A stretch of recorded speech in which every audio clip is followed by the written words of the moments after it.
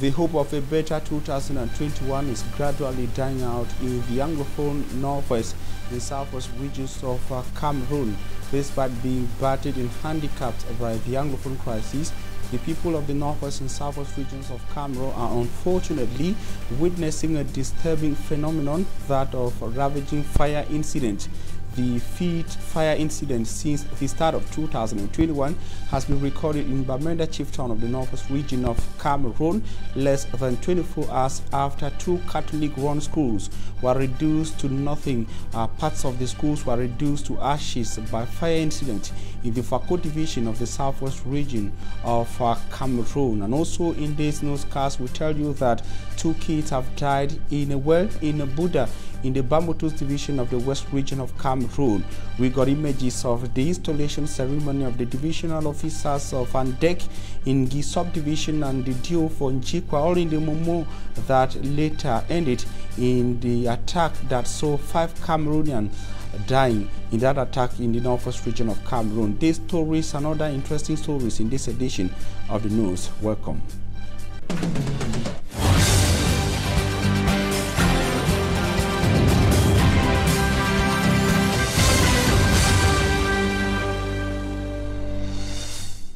We begin with an unfortunate fire incident in Bamenda, the fifth so far since the start of 2021. We are 7 days into the new year, but 5 fire incidents so far have already been recorded in Bamenda in the northwest region of Cameroon. Disturbing fire incidents are counting enormous material damages. Bustela tells us that our carpentry workshop has been reduced to nothing and goods worth hundreds of thousands of francs CFA are said to have been burnt down by the fire incidents. Feet on the line in Bamenda. This carpentry workshop at the Metakwata neighborhood in Bamenda too say they saw huge flames emanating from the workshop at about 3 a.m. when they woke up to study. Their efforts at fighting the flames amounted to nothing. The fire grew wild and they called the firefighting unit of the 50th Army Rescue Group. We received a phone call early this morning around 15 minutes after 4. That is a fire incident at Metaquarters. Arrived there, we realized that there was a heavy fire coming out from this carpentry workshop. We had to stop the fire because the building directly behind me was almost going on flame.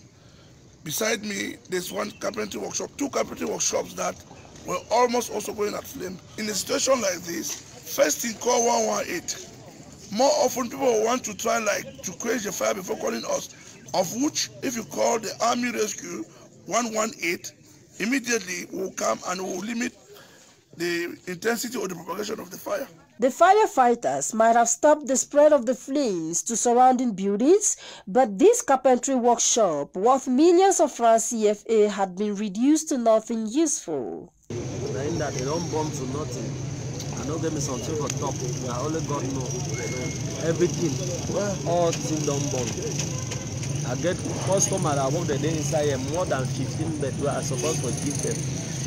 And around the work, in fact, market on too much, more than 20-something beds inside there. All things bomb.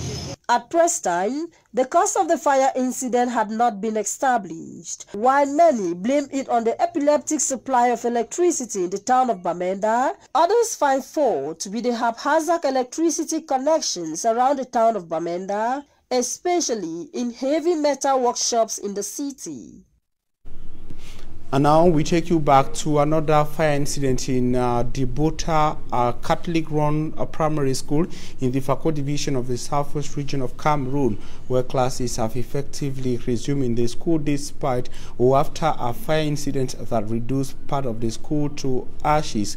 This incident is said to have been caused by an electrical fault, according to information from the school. David Maimoa, correspondent in Limbe, tells us more. 3 classrooms that had been transformed to living homes, or better still apartments, hosting some teachers, all ravaged by fire. According to the head teacher, the fire might have been caused by electrical short circuit. I was in the office, then I realized that the voltage was fluctuating Then we went to the parish house to find out what was really happening. They too were complaining of the same thing. So the children signaled fire was oozing out from one of the buildings, and then we all rushed to the scene. The intensity of the fire was too high, and then there was nothing we could do again. He explains the ongoing Anglophone crisis is a reason of the 3 classrooms transformed to living homes. A lot of crisis and salary situations to thought that them staying afar and renting to pay the bills too will be very difficult. Being closer to the school environment, I mean the access and the security situation too will really be beefed off. However, the sad incident has not affected learning at the school. There's nothing of panic. I want to tell people that classes are moving on well and everything is moving on well. It should be noted that since the ongoing Anglophone crisis started some 4 years ago, the educational family in general has been greatly affected. And we stay in the Fako division of the southwest region of Cameroon to talk fire, another fire incident that burnt parts of the dormitory section of St. Joseph's College, Sassen Boya subdivision of the Fako of the southwest region of Cameroon in the late hours of Wednesday morning, January the 6th, 2020. The fire reportedly burned down several dormitory rooms, leaving enormous material damage, despite efforts by students to remove some of their belongings out of the burning rooms. The flames will later be contained from spreading further by soldiers of the firefighting brigade dispatched from their base at Sonara in Limbi. An official communique from Reverend Father Armstrong D, principal of the historic Catholic-run institution, say the incident was caused by an electrical fault.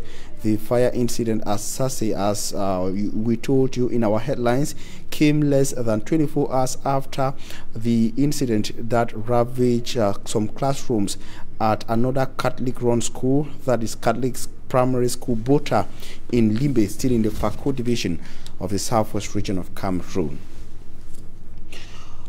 Administrative officials of the southwest region are angry that school boycotts, insecurity, confrontations are stubborn to leave Ngoti, a subdivision in the Kupem-Maningoba division of the southwest region of Cameroon. Chakwe Jean-Marie, who is senior divisional officer for the Kupem-Maningoba division, traveling to Ngoti to be part of the budgetary session for 2021, had to be moved in through armored vehicles on high military escort. Derek Jato was part of the event and compiled the following report. What is wrong with the people of Ngoti? Authorities say Ngoti subdivision in Kupem-Maningoba division of the southwest region is not registering any progress, as stories of atrocities are constantly being reported. Our children are not going to school. Meanwhile, in other divisions or in other subdivisions, children are going to school, even in uniform. What is wrong with the people of Ngoti? So enough is enough. And this is the security atmosphere under which Jean-Jacques Marie, the senior divisional officer for Kupem-Maningoba division, arrived for the Ngoti Council budgetary session. Officials here told us that earlier some arrests were being made. The separatist fighters came out on the street at the entrance into the town and opened fire. And it is a call to all the population. We know some of our brothers abroad are behind the situation, especially Ngoti. We know, but I'm calling on them. I'm telling them that enough is enough. Drawn from all the communities that make up Ngoti subdivision, these councillors of Ngoti Council converged here at the Ngoti Council Hall for their budgetary session. And after deliberations, 550 million francs CFA was adopted as the 2021 budget for the municipality in the presence of the senior divisional officer, the supervisory authority of councils in this division, who pointed out what must be done for the forecast to be realized. These are mere figures. If these security challenges remain, it will lead us to nowhere. So we have to work harder. First, to make sure that security is back to it is. We dropped the budget because of the... Witnessing a drop of 3% compared to that of 2020, Mentong Eno George, Mayor of Ngoti Council, said the budget is geared towards creating job opportunities, especially for the youth. We think first to revamp the economy, the local economy, and that's why we said that we want to buy a tipper and then to carry out other economic projects, because we think that if we did that, we might have to employ some youths and it will give them a change of mind. Calling on them to trust the government and enumerated some of the projects realized for them in 2020. The electricity project is on. You've seen the guest house is on. The water project in Limbo hinterlands is around. The health center in Jinyan is there. Even the classrooms in Dinte. It is the wish of all here to see this once vibrant town now a skeleton of its own former self because of the war in the region gain back its flesh. Benjamin Belinga and Hara Maxine have been successfully installed as divisional officers for Njikwa subdivision and Andek subdivision, all in the Momo division of the Northwest region of Cameroon. An installation ceremony that went on heat-free but later turned sad following an attack on the convoy of the senior divisional officer for the Momo division that left 5 persons dead, as Immaculate Fogwe tells us in the following report. This is the installation ceremony that will later culminate to the death of 5 Cameroonians. The 5 who perished were part of a convoy of the senior divisional officer for Momo, who came here to install Hara Amatangana Maxim as divisional officer for Andek. My dear population of the subdivision, by virtue of the presidential decree that has just been read, this is your new divisional officer. Before his appointment as divisional officer for Andek, Hara Maxim served as first assistant SDO for the Momo division. The mayor of Andek, Ubango Hele, salutes government's effort in developing the area. Mr. SDO, you saw it for yourself on your way here, how terrible the road is. The days ahead might not be very bleak as indicated above, because the government has devolved to the Andek Council 80 million francs for the very bad sections of the road from Scanwater, the beginning of this hill, to the Janamari Brigade to be concreted with cement. This contract shall soon be awarded. The Ministry of Public Works has engaged Génie Militaire to do some work on the Acha and the road to make it possible around the year. Before the installation in Andek, the senior divisional officer for Momo division had installed Benjamin Belinga as divisional officer for Njikwa. Benjamin previously served as second assistant SDO for Momo before being appointed as divisional officer. The installation ceremony was successful and the delegation took off for Bengui, where they were attacked some 15 kilometers from the divisional chief town. The Ministry of Defense in a communique said 5 persons, including the divisional delegate of communication, were killed and 5 others injured in the said attack. Dialysis patients of the Bamenda Hemodialysis Center can now breathe a sigh of relief after media outrage and protest demonstrations in Bamenda push or facilitated the respect of the promise made by Cameroon's Minister of Public Health, Dr. Manahuda Malashi. The promise that saw the arrival in Bamenda of the 8 generators at the Bamenda Hemodialysis Center. Patients in Bamenda who spoke to our correspondent Mbu Stella on their part challenged public officials in Cameroon not to wait for protests and public outcry before acting. Details in her report. These are some patients on dialysis with placards bearing messages like, "Dialysis patients' lives matter. The government is taking our life into their political games. We want machines." This reaction on January 5, 2021 was due to information they got of the dialysis center being unable to satisfy them. Their protests attracted reactions, among them that of the Minister of Public Health. As promised, 8 dialysis machines alongside some reagents have been received at the hemodialysis center in Bamenda. We today received a number of hemodialysis equipment in our hemodialysis center here in Bamenda, and more precisely, we received 8 dialysis machines, we received 8 beds, we also had a number of concentrated acid, and then we had normal saline. In the past, patients on dialysis have made their voices heard through protest, a phenomenon they wish it ends now. I wish one of the machines could be used to measure happiness. You would be able to appreciate how they feel. But in fact, we decry poor planning, because that's part of bad governance too. When you cannot foresee that a machine today, installed today, have a lifespan, because these machines we should know from today when they install them, when they will be expired, and then act accordingly.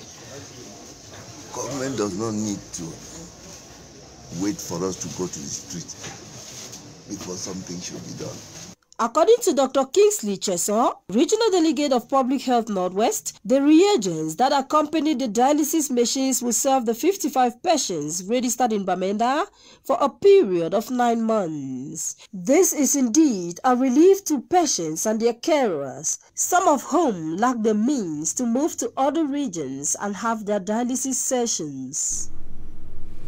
And it is a sad story in Buda, in the Bambutus division of the West region of Cameroon, precisely in a village known as Babeto village, where 2 kids are said to have died in a well, as Simat Njikangebre tells us in the following report.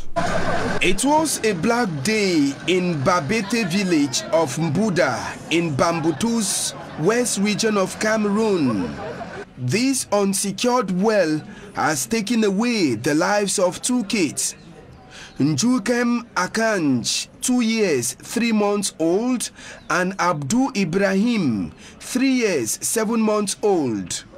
The kids, according to reports, fell into the well while people were not around and went unnoticed by their parents. I noticed that the children were not around at 5 p.m. At about 5:30, getting to 6 p.m., a neighbor came to tell us that as he was fetching water, he noticed that there was dirt inside.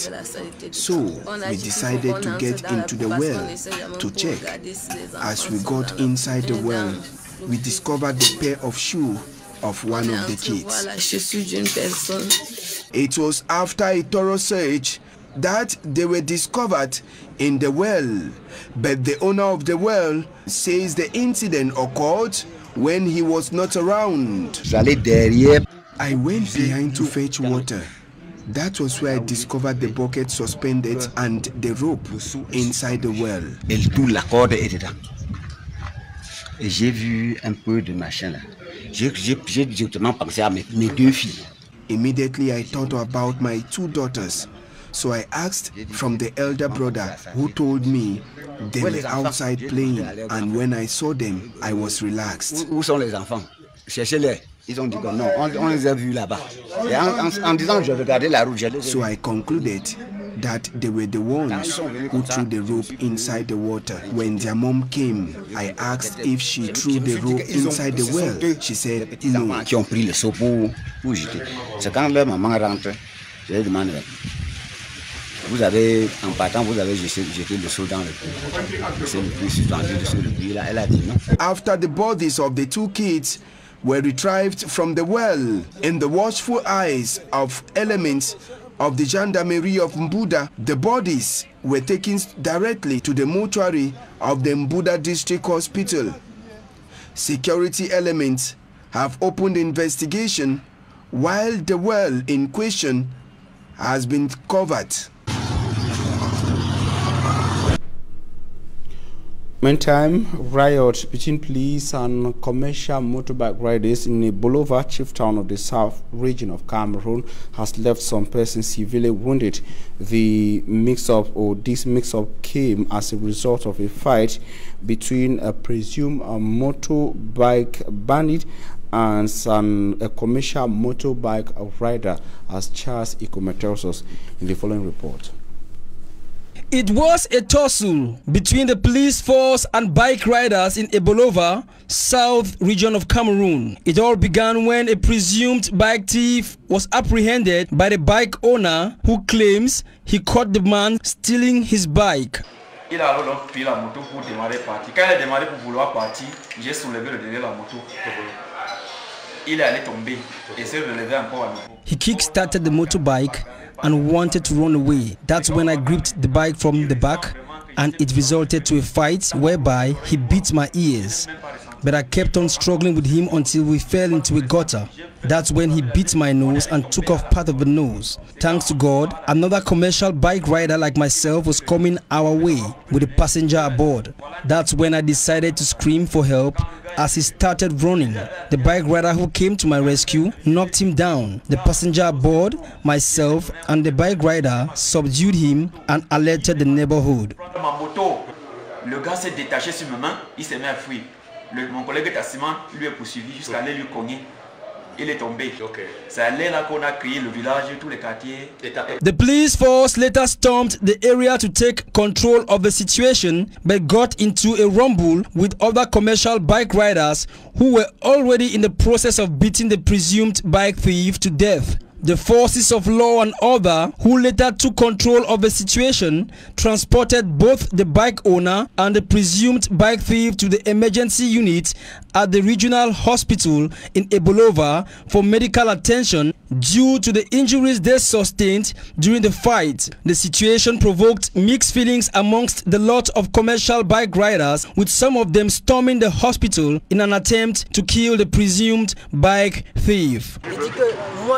We here in Ebolova find it difficult to work because of situations like these where bandits attack and rob us all the time. The police should have left us finished what we started.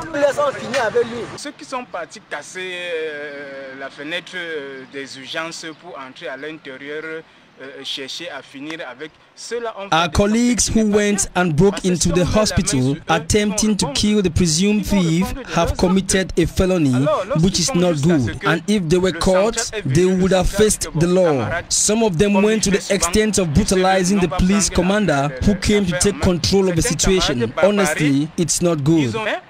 Lorsqu'ils arrivent juste à ce qu'ils brutalisent le patron de la police, franchement, ce n'est pas bien. For now, investigations have been opened by the police in Ebolova to elucidate this affair. Meantime, the presumed thief and bike owner are still receiving medical attention at the regional hospital.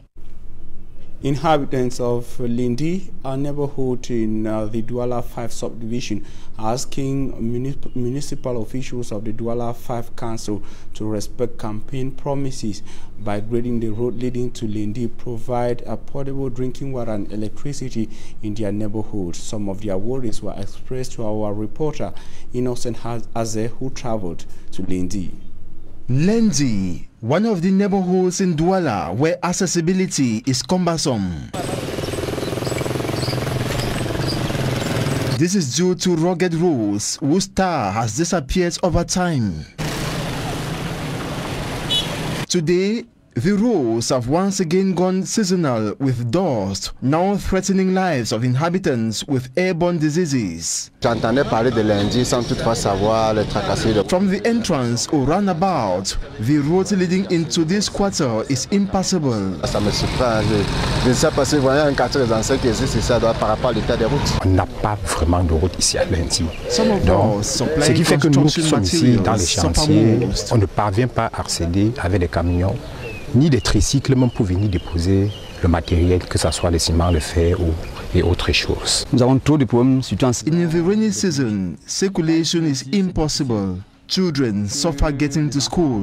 Arrive à l'école.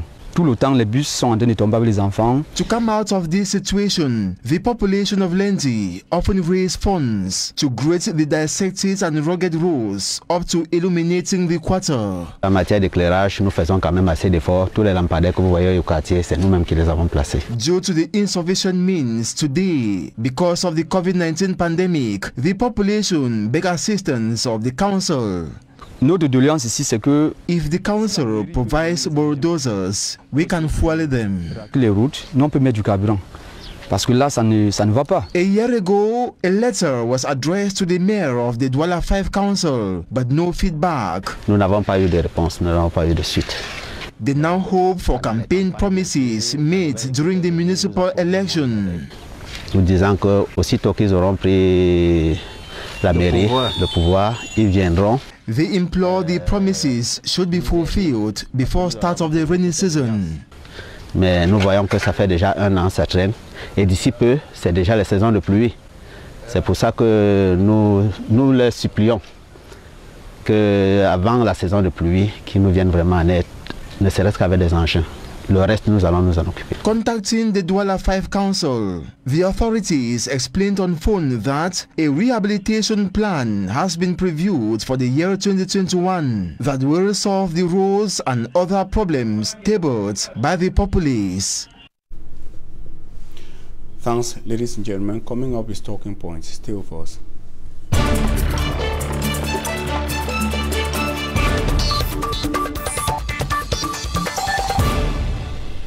Thanks for joining us on Talking Points. We are receiving Apostle Ambe Valentine, our political analyst, and a clergy, Apostle Ambe Valentine. Thanks for accepting our invitation. Good evening, Armstrong. Good evening, viewers of Equinoxe and precisely Turning Point. It's a privilege to be here tonight again to deliberate heart-burning issues that concern our nation, Cameroon, Africa, and why not the world. You were early enough for news and you had the opportunity to follow our reports, most of our reports. What was the most striking issue? What caught your attention? Is the last page of the news concerning the area around Lindi. Municipal authorities are elected by the people to solve the problems that occupy particular vicinities. If individuals have been crying sins in the past regime of that particular locality for the roads to be amended or properly constructed, I think the municipal authorities in that environment should look into the case of the poor in Lindi and try to give them accessible routes to their various environment. Funny enough is that there are very good houses in that quarter, but unfortunately the road leading to the place is not good. I wonder the individuals who are living there, they got money to construct good houses, but they weren't able to construct the road leading to their house. So it's very amazing. Apart from a moral obligation, what other thing holds politicians responsible or ties them to the necessity of respecting campaign promises? One of the things that we ask politicians or expect from politicians is that they have to keep respecting their manifesto. The deception they bring most of the times to convince people and to hoodwink people to vote for them while they cannot respond to their manifesto is a disgrace to the political atmosphere of Cameroon. And that is the same manipulation that most mayors, parliamentarians do as far as their constituency are concerned. They do a kind of politics whereby they dribble the people to vote for them and then they are kept aside or abandoned at the end. Meanwhile, grants are being given to them to carry out activities like small micro grants given to them to develop their communities, but they sit on such budget and the people are nowhere to be found. Funny thing is that they still come next time again with another manipulative statement and the people are still carried again, swept and brought into such manipulations, and then unfortunately at the end the people are still kept aloof. So I think that those who are voting people in power should start to look at what the man has accomplished first before thinking of voting the person again. That's why I once said that those who are supposed to be voted in power is not those who speak good English, but those who have been able to take something from a micro to a macro level. Maybe a business, an agricultural farm, an enterprise, or an institution, or probably an educational sector. You took it from crash and you raised it to a certain standard. If you are able to carry out leadership capacity in such minute level, it means when you are entrusted with a huge responsibility. The same skill you use at the micro level, you can see apply it at the macro level and create impact. That's leadership. Unfortunately, we see people who come up from nowhere and only construct good grammar like you put it there, and they begin to learn while in office. And of course, past the whole mandate, probably 5 years or so, their mandate learning. You They're know, getting experts when they are already past gone their mandate. Their mandate, yeah. It's so frustrating because sometimes people have been hypnotized with the fact that if somebody can constructively put sentences in grammar effectively, the person is intelligent. That's a big lie. English is a borrowed language. And from statistics carried out, we've realized that the people in Cameroon who are financially viable, who've taken businesses from nothing to something, are not the doctors or the professors. We name the names of the Fosos. The Kaji de Foso, the Foso Victor, the Ngepis, the Sorekos are not people who are too academically sound. They are people who have a mastery of the terrain. They instead end up employing those who have gone to school to come out as doctors and professors. What is the problem? Too much academia, no practicality. Somebody much of practicality, no academics. It's interesting. We would love to continue on that, but we have a burning issue we have to talk on today. Now, I want to talk the resolution of the U.S. Senate recently with you. You are a political analyst, a fine one for that matter, and we want to understand something. What my major concern here is, for the past years of the Anglophone crisis, we've had people saying, oh, belligerent parties in the crisis in the Anglophone regions of Cameroon, the government and separatists consider a ceasefire, lay down arms, give way to humanitarian aid agents, and so on and so on. But apparently, it looks like there is a major player in the Anglophone crisis, which is less known by majority of the people, but is very influential. I'm talking about France. I say so because France was also some sort of indicted by the recent resolution of the U.S. Senate. What is the role of France in the crisis in the north and south regions of Cameroon? So let me begin by quoting the very familiar proverb in Africa that if wishes were horses, even beggars would ride. We've been having wishes from different bodies across the world. Commonwealth has wished, Francophonie has wished, AU has wished, the British House of Lords has wished, the British House of Commons has wished, the US Congress has wished, and equally the US Senate just wished recently. And if we keep on living on wishes, I think nobody will ever achieve what he wants to achieve. If the American Senate with such authority and power can still be asking France, that is a partner to Cameroon, to use its connection with Cameroon to solve the crisis, I think that is a fallacy and a very big lie that can never manifest. I give you a simple analysis. America is playing the role of the world police, and it is rather unfortunate that people don't seem to understand that nothing can happen on Elder America saying something. He has to say something, or America has to say something in order to prove to the world that he is not silent. America said something concerning the genocide in Rwanda in 1994. America is speaking about what is happening in Yemen and Syria. America has been speaking and speaking. America spoke in Iraq. America spoke in Iran. It has been speaking, but the problem is, what are the practical steps to curb this situation? America has spoken as the police of the world and went as ahead as accusing France of not playing its role as a partner to Cameroon. Let me say this with all sincerity. America can never interfere with anything that concerns France. America will never jeopardize France's interest in any country in the world. This is simple. Date that back in 1776. A man called Benjamin Franklin was the one that single-handedly negotiated France's intervention in the American War of Independence to kick out Britain and give America independence. There is a bond, there is a union. There are public enemies but private lovers. A lot of people don't seem to understand the mafia that is taking place in Europe and America. These people come in the public and act as if they are enemies. But when they go behind, they know the deals they have signed. America must say that. France will never, because why? Its interest in Cameroon has not been touched. Gold is being extracted, oil is being extracted, timber is still extracted. It has not touched him. But look at what happened in Mali. When Boubacar Keita was kicked out, France's interest in that particular region, the extraction of the gold mine in Mali, was blocked. Immediately, the UN Security Council the next day was summoned by Macron. For how many hours did it take France to summon the UN Security Council to intervene in Mali by asking the soldiers to go back to the barrack? Why in Cameroon, it's 4 years long. With all evidence of atrocities from Human Rights Watch, we've seen human beings dying, military, civilians, houses being burned, People have been maimed, court-martial, children out of school, and the statistics are glaring. France is quiet because as far as the Anglophone crisis is concerned, France's interest has not been jeopardized. The day the crisis will get to the point of jeopardizing France's interest, it will take France all alone. It doesn't need a U.S. Senate or a Congress to assemble and send a note to France to intervene in Cameroon. There was nobody in the world that assembled to tell France to call UN Security Council to ask the Malian military to go back to the barrack while they bring Abubakar Keita back to power. When you compare and contrast such issues as a political analyst, the facts are very glaring that France and America are just rigmaroling things for the innocent. I've gotten two major things from there. Unless France's interest in Cameroon or say the north and south regions is touched, yes, France will not act as it should. Yeah. Now, I will come back to that. But about the case of Mali, that example, it's on a light note though. That example of Mali, is it not because Mali falls under those countries they qualify in French as précaire français? That's those countries, Francophone African countries, where France acts directly, probably why France did not wait for any other that is a security member country to ask it to intervene or to call on the UN Security Council to go into Mali. The UN Security Council is made up of 5 members. Yeah.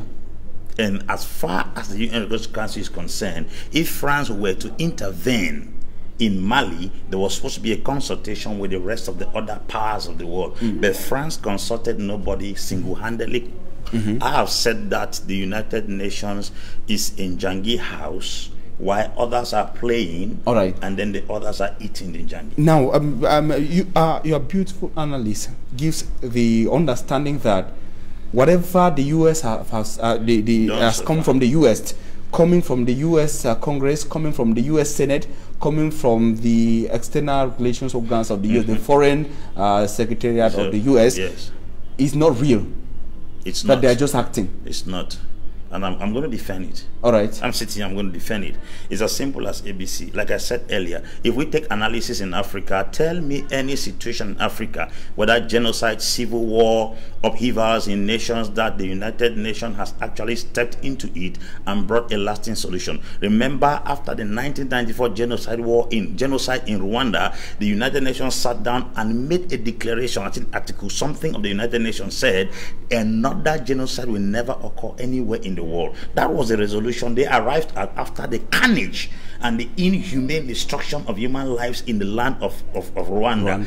Why is it occurring now in Cameroon? Because as far as Cameroon is concerned, France seems to be like a headmaster over an institution called Cameroon. And since France's interest is protected in Cameroon, America cannot jeopardize. That's the reason why no matter how America maims Yemen, brutalizes Syria, and crushes Iraq, no other power will intervene. As I talk to you right now, the British government is trying to penetrate Uganda because they have discovered fuel in Uganda, iron ore and gold. They are using Bobby Wine, Robert Kagulani, Bobby Wine, to take power so they can be able to carry out activities. Mussolini is standing now as a resistant force because he has asked the British government to establish a refinery if they're going to extract fuel from Uganda. So you discover that as far as the interest of these particular persons are concerned, it's like I'm beating my child in my house, you're not supposed to put your mouth in it. As in, the United States will not jeopardize its relationship with France by intervening directly or causing other UN security member countries to intervene in Cameroon. It will not.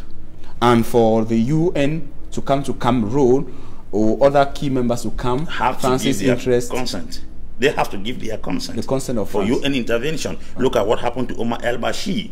Because Omar el-Bashir was resistant to the imperialists. Okay, where does the solution to the crisis now lies? The solution to the crisis falls back to the Cameroonians, the elites of Cameroon. And I'll give you analysis. When Yahya Jammeh became a serious dictator in the land of Gambia, it took the effort of Adama Barrow, a young man that rose up in the political class, challenged the status quo, and then with the help of the ECOWAS, if we had a good bloc like Sema, because Sema was asked to intervene, AU was asked to intervene, US Security was asked to intervene, as well as France was asked to intervene in the Cameroonian case. But you see, all the members of CEMAC are guilty of one crime or the other. You can't have a peck in your eye and you want to remove love from your neighbor's eye. Is it David Just Pobia? Is it Ali Bongo Ndimba? They are all guilty of one crime or the other. And the criminal will never be bold enough to point another criminal's crime. So you get down now, you understand now. You go to Rwanda after serious genocide, people dying there. It was Paul Kagame that rose up in the land of Rwanda and solved the crisis. All these bodies were existing. La Francophonie was there, Commonwealth was there, AU was there, UN was there, European Union was there. Where were they? Nobody. In 1993 in Burundi, there was a civil war. Pierre Nkurunziza and Evariste Ndayishimiye, they fought against this person in power who was there. Sorry, I'll get to the name. They fought till 2005. That was the power stop the situation there. Okay. So you realize that if you go around Africa, everybody is fighting. Mali has taken power now because why? The military rose up. Yes, to take power from the president. It wasn't the international community. So where has the international community intervened in Africa? Thanks very much. An interesting analysis there from political analyst Apostle Ambe Valentine. We hope to have you again. You know, we got up by time, but it's interesting. We hope our people got it.